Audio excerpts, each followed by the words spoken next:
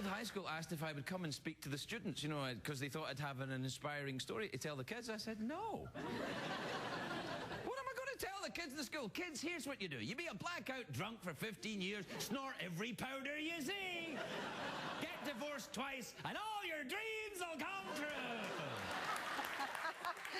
Well, Craig Ferguson has used his drug and alcohol-fueled past for laughs on his late-night television show, but he gives a sobering account of how bad things really were in his new book, which is called American on Purpose, which he is. Please welcome Craig Ferguson.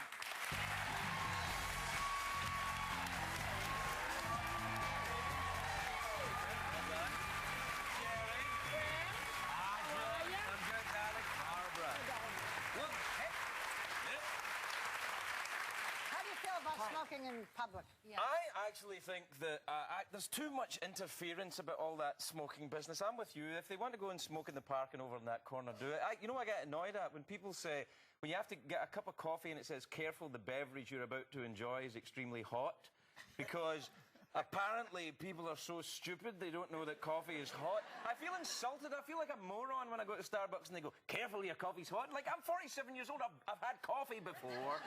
I know it's going to be hot. I'm going to take my chances, you know? Listen, I see peeking out. Oh, yeah, what is What is that? What is that? Join or die. It's, what is it? It was a cartoon. Colonies? What is it? It was in 1754. Benjamin Franklin had it in the paper. It was a symbol originally for the colonists to unite together against a common threat, and it became a revolutionary symbol during the American Revolution. Huh? Why pick that? Because I'm an American, and I wanted to have an American tattoo, and I liked that. The real reason is I got a tattoo a few years ago because my father died, and I got a tattoo for him. And then a couple of months ago, my mother died less than a year ago, and I started to hear her kind of say, what a lovely tattoo you got for your father. And so I had to get a tattoo for my mother, and I got a tattoo for my mother there, and then somebody told me it's bad luck to have an even number of tattoos. I think it was a tattoo artist.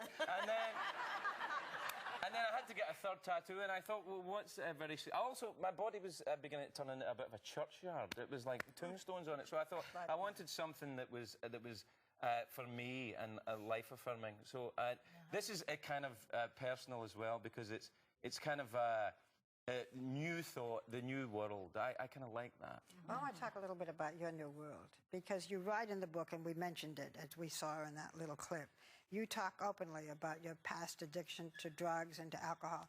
And at one point, I read it got so bad, and you were so disgusted with yourself that you wanted to commit suicide. Oh yes, very importantly. I woke up one morning and I thought, I'll have to kill myself. I'm just an awful person. And I was on the way to go and do it. And the guy that I'd been drinking with the night before, he was already up moving around, and he offered me a glass of sherry before I went. And it was a big a venti sherry it was. And I drank it, and I forgot to kill myself that day. So it has. But you know what? I think it's important to remember, because I've noticed this with people who have been drunk and got sober, or who get into trouble. It doesn't have to be this. It can be any number of things.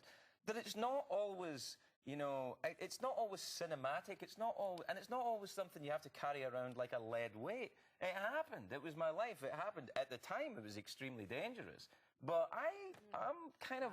I wear it kind of loose now. You know, I mean, it's like, it was an adventure, and thank God it's over. Yeah. Well, you know, you're so wonderful in your show, Craig. You're so wonderful in your show, Sherry. Do you guys want to get a room or something? A little sherry, you know. No, I can't now, you see. No, he can't now. Oh, no, and none of that sherry either, No, but you... Oh, look, there's my wife. I know, she's so beautiful. That's funny. I start flirting with Sherry, and she suddenly appears on the screen. That's a good thing. What are you doing? That's a good thing. That's a good thing. Link. I think it goes straight from the ring to her secret headquarters. That's good.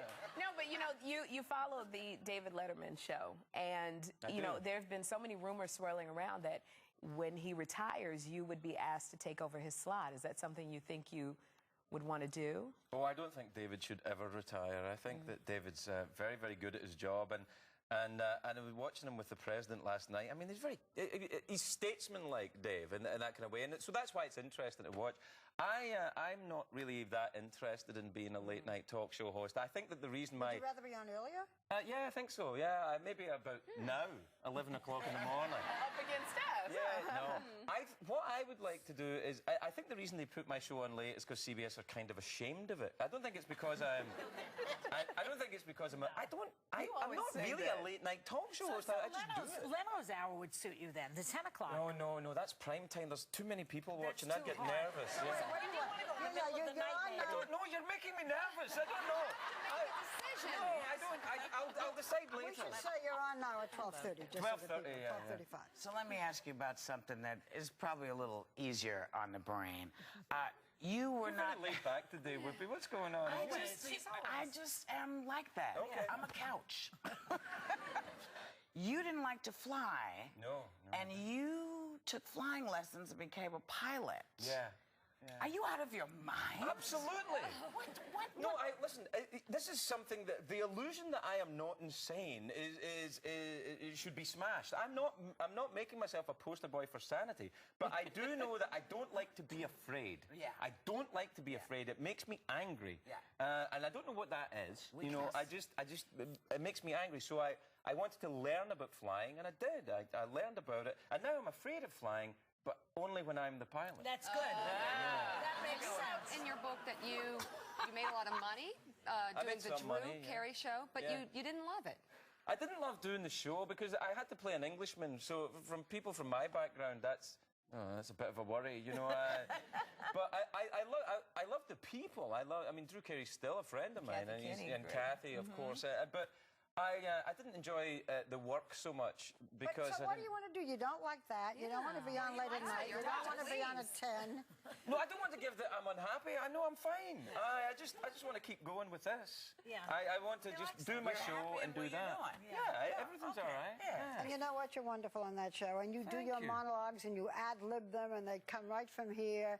And you're a great guest. Can I say, though, just before, I know you're pressed for time, but I wanted to congratulate you on your Emmy. I think that's fantastic because you are very, very good at what you do. And I think sometimes we may take that for granted. And I certainly have poked fun at you on the show, and I'd like to apologise for that now.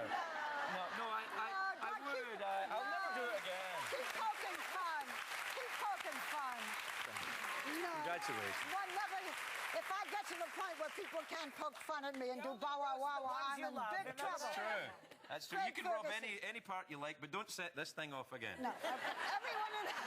Everyone in the audience is going to have the pleasure of reading this book. You're all getting a copy of American